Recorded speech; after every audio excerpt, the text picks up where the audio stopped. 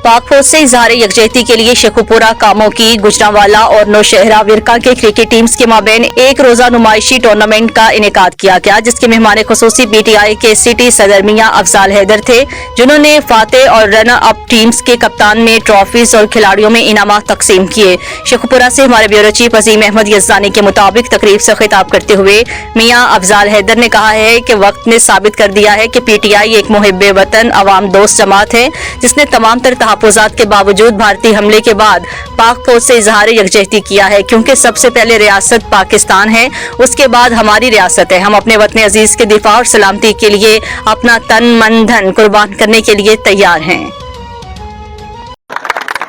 इसी तरह नौशहरा विरका के सरपरस्त आला और कामों की के जो सरपरस्त आला है, उनको भी चाहिए कि अपने फलाही कामों में अवाम की फलाह बहबूद के लिए, अपने इलाका की तमीर और तरक्की के लिए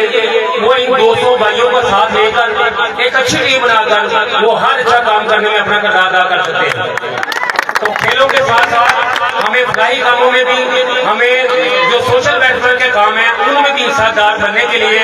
नेकी कमाने के लिए, इमाम की फलाह बहबूद के लिए अपना किरदार अदा करते रहना चाहिए।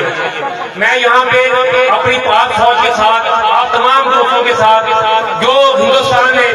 पाकिस्तान के साथ जो गुंडागर्दी की है, उसके लिए आप सब दोस्तों के साथ एक नारा लगाना चाहता हूँ, पाक फौज जिंदाबाद, पाक फौज